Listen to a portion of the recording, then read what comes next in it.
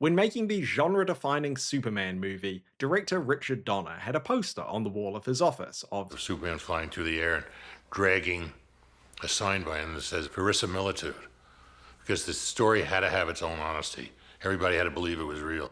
Like most of these academic-y sort of words, it comes from Latin, verum meaning truth and similis meaning similar. And in the context of fiction, verisimilitude is something having the appearance of truth or realism. Donner had this poster on his wall because his mission was to make you believe a man could fly. We know people can't fly in real life, but thanks to verisimilitude, we can believe it in the context of the reality created by the movie. He wants to believe in those myths. And when you can make an audience believe that what's happening on the screen, even though it's totally extraordinary, that this is actually happening, that's when you have verisimilitude. And I've been thinking about this a lot recently because of the reaction by certain corners of the internet to the Odyssey trailer, with people apparently getting upset about things like, hang on, let me just check my notes here. Oh yeah. American accents using modern words like dad, the cast not looking like the gang from Troy, and something about armor and boats. Now, I try to avoid these sorts of conversations because I prefer to do literally anything else with my time, but I do think that the Odyssey is an interesting starting point to talk about verisimilitude, and I guess media literacy more broadly. Because this sort of conversation isn't new. I mean, we saw it with Gladiator 2 just last year, but what frustrates me is that with movies like the Odyssey, it tends to get talked about in terms of historical accuracy. It's not historically accurate to insert weirdly specific thing here, and that stops me enjoying the movie. Now, putting aside the fact that the Odyssey is not history, it's mythology, and putting aside the fact that if you ask two historians for their opinion about something, you'll probably come away with 3 different answers, and also putting aside the fact that the term historical accuracy can sometimes be used as a bit of a dog whistle by bad faith outrage merchants who want an excuse to be a bit racist on the internet, there is also a genuine and good faith conversation to be had about how far filmmakers should or shouldn't go when trying to bring history to life in an authentic way. But when we talk about that in the context of film and fiction, which the Odyssey is, we're not talking about historical accuracy, we're talking about verisimilitude. Like, we all know what statues from the ancient world look like, right? The beautiful white marble we've seen for all our lives. Well, originally, these were mostly painted bright, garish colours and looked nothing like the classical, elegant sculptures that we're so used to seeing in museums. But I guarantee that if Christopher Nolan whacked a Technicolor statue in the background of his temple, people would be losing their minds. It may be more authentic, but it feels weird to look at this sort of thing, no matter how much our rational brain might be telling us it's more accurate. And so, when making an historical epic, the important thing is not that it be perfectly representative of that period of history. The important thing is that we, the audience, believe that this world and these characters are real. And so, filmmakers will continue to depict the ancient world with white marble, because verisimilitude is more important than historical accuracy. And to use the most basic example, in historical epics, everyone speaks modern English instead of Latin or whatever, because these are Hollywood movies being made for mostly English-speaking audiences. Is that historically accurate? Of course not, but we understand that within the reality created by the film, the English being spoken represents another language, and so hearing English doesn't feel unrealistic or unbelievable in the context of the movie. Verisimilitude. But on the other end of the spectrum, if the audience in Gladiator were all wearing jeans, or if Ed Sheeran cropped up in Game of Thrones, it would not feel real because it is inconsistent with the reality created by the film. But in a movie like Aladdin, the genie can make references to modern pop culture, or A Knight's Tale can use modern rock music and brand logos, and in both cases, we accept it because these things feel real in the context of the film's reality.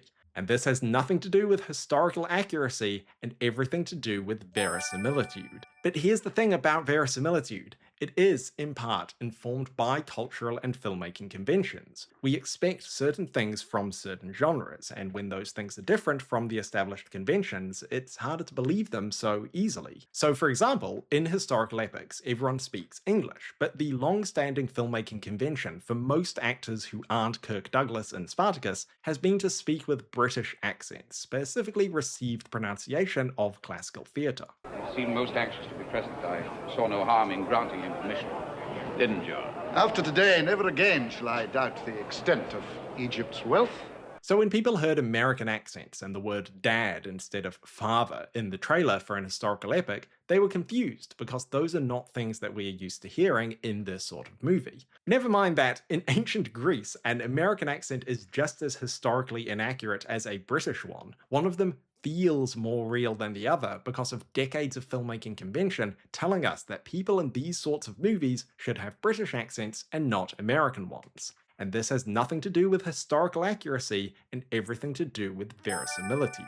And look, if you're actually the sort of person who found the accents to be a bit discombobulating when you saw the trailer, then sure, art is subjective and everyone's experience is different. Personally, I don't really mind, but I understand why some people do, because a lot of the way in which we consume media is instinctive and immediate. If something feels off in the moment, if the verisimilitude is not there, then it can be difficult for you to change your mind about how you feel, regardless of any rational arguments to the contrary. And that's the biggest challenge with verisimilitude. You can't measure it. It's not rational. It's all about vibes. It's about what feels real. It's the same reason dinosaur movies rarely give them feathers. Culturally, our collective understanding of what dinosaurs look like is still largely based on Jurassic Park, despite decades of evidence to the contrary. But in order to achieve verisimilitude, in order for the filmmakers to get the audience to believe that these dinosaurs are real, then a good starting point is to have them line up with what the audience already expects a dinosaur to look like. But this ends up becoming a bit of a self-fulfilling prophecy. People think dinosaurs look like this, or marble statues look like this, or classical dialogue sounds like this, or the cast of historical epics should look like this.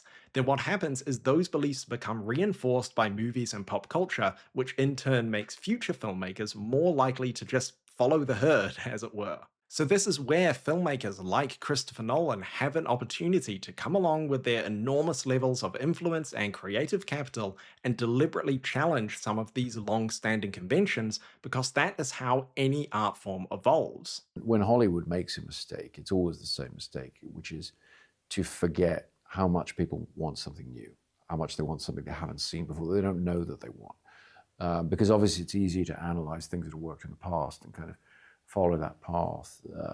But the way I like to term it is, the biggest risk in motion pictures is to not take a risk. You have to be putting it out there and offering people something new, and that's what will get them out of their houses. But this is one of the problems with the current state of online film conversation, and this temptation we have to hyperanalyze weirdly specific aspects of movies based on their trailers. Because a trailer is not a movie, and so when you watch a trailer for a big historical epic like the Odyssey, you're watching it removed from the context of the rest of the movie, which means you're watching it without the verisimilitude, without knowing what this film establishes about its own reality. I think this is what Nolan was getting at when he said, these conversations that happen before people see the film, they're always irrelevant because no one having them knows what the film actually is yet. Because when you actually watch the movie itself, none of this matters. Just like the cast of Chernobyl speaking English with a range of regional British accents instead of Russian ones, or indeed Kirk Douglas using an American accent in Spartacus, there is a verisimilitude to the Odyssey and its dialogue, and a consistency of presentation that allows us to believe what we are seeing and accept the reality of this story and these characters because, hot take, Christopher Nolan knows how to make a movie. When you watch a movie, any movie, you will enjoy it more if you are introduced to the reality of that film's world in the way intended by the filmmaker, not by some marketing department or by having your judgment influenced by what people on the internet tell you should think. But I will acknowledge that the whole point of a trailer is for people to judge a movie. They are designed to convey genre and tone and style and to sell you on going to see it. So when making a trailer, filmmakers should be conscious of the fact that rightly or wrongly, people will judge it based on weirdly specific things like this, even if those things are perfectly believable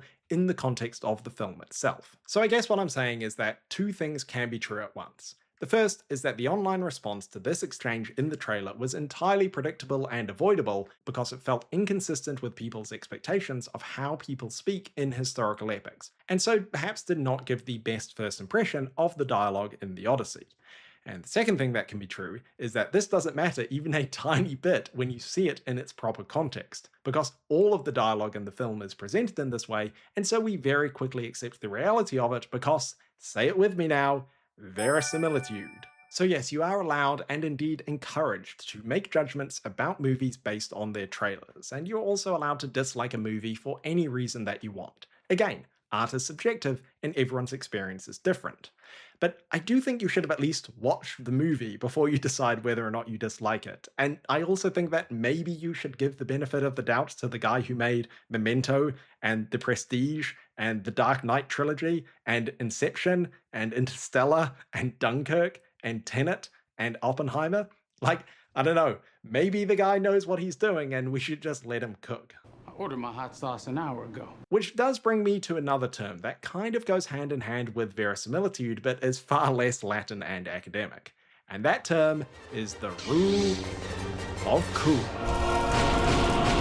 As defined by TV tropes, the rule of cool states that the audience's ability to suspend disbelief for a given element is directly proportional to its awesomeness. In other words, all but the most pedantic of viewers will forgive liberties with reality as long as the result is wicked sweet or awesome. The protagonist might not use guns because it's cooler to have them fight vampires with knives and stakes. Now obviously the rule of cool is going to be very subjective because people disagree over what is cool.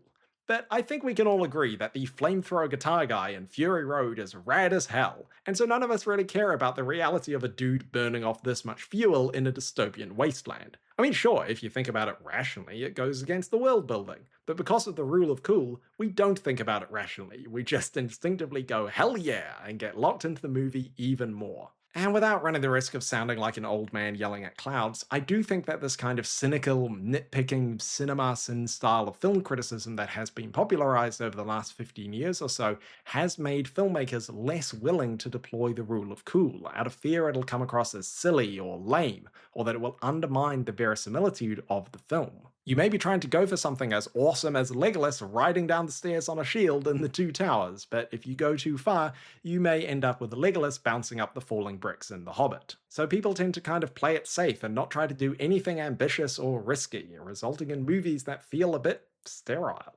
Anyway, the point I'm making in a very roundabout way is that when I saw that Christopher Nolan was making an historical epic based on Greek mythology, I was absolutely pumped to see that he was following the rule of cool. Because this armor looks cool as hell. Is it historically accurate? No, but it's not trying to be. It's trying to be cool as hell. Because as I just said, the purpose of a trailer is for you to judge a movie and for it to tell the audience what to expect from it. And what these trailers are making abundantly clear to anyone with an ounce of media literacy is the fact that Christopher Nolan isn't trying to make a literal, historically accurate adaptation of the Odyssey, he's trying to make a big, epic summer blockbuster. Because we actually had a literal, historically accurate adaptation of the Odyssey last year. It was called The Return, and none of you saw it, even though it absolutely rocks. I mean, look how jacked Ralph Fiennes is here, Jesus. But Nolan's movie, like all of his movies, is a big movie aimed at a wide audience who are wanting to go to the movies to have a cinematic experience of the kind that he has been consistently delivering for over 20 years. Because he has proven time and again that he is the master of the rule of cool. Well, actually, I take that back. Ridley Scott is the master of the rule of cool, but Christopher Nolan is very much his spiritual successor. Even though his Dark Knight trilogy was part of the whole gritty, grounded, realistic reboot genre of the early 2000s that largely ditched the comic book-inspired stylization from 90s superhero movies, he still takes the time to give us cool shots of Batman standing around looking cool, or the Joker blowing up a building, or the Batpod, or Bane fighting in the snow, or the climb. Like, everything being done in these movies is being done because having a fight on a glacier with ninja swords is just cool. And as for the rest of Nolan's filmography, well, this is cool. This is cool. this is cool, and this is cool. And the sooner you embrace that as a viewer, the more fun you will have at the movies. And look, I'm not saying that doing something cool gives an automatic free pass to filmmakers for not putting the effort into telling a believable and consistent story, or not trying to achieve verisimilitude. As Zack Snyder showed us with the Rebel Moon, cool visuals only get you so far.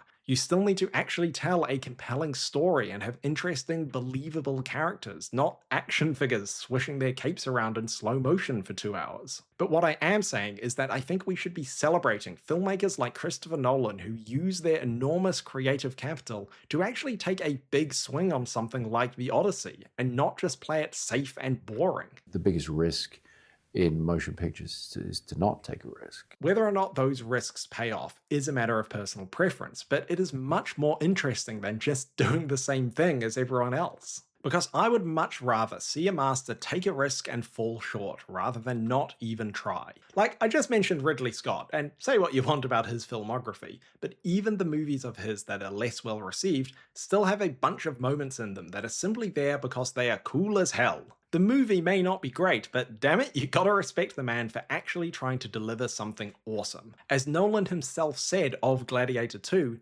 Scott knows we are not there for insights into Roman culture. We're there to see our own dark desires at a comfortable remove. Why are there sharks in the Colosseum? Because we demand them.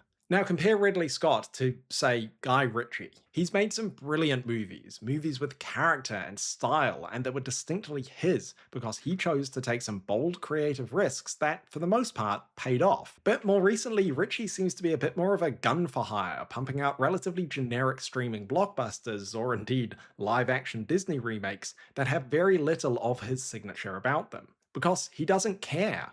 No one cares about these movies, and you can sense that in the movie, and it's why so many of these big streaming blockbusters are so bland and forgettable, because they take zero risks and have zero character. Give me Gladiator 2 over whatever the hell this is any day of the week. But I won't deny that deploying the rule of cool is to take a risk that can end up undermining your film's verisimilitude, and the reaction to the Odyssey trailer shows why some studios and filmmakers would rather just avoid taking those sorts of risks altogether.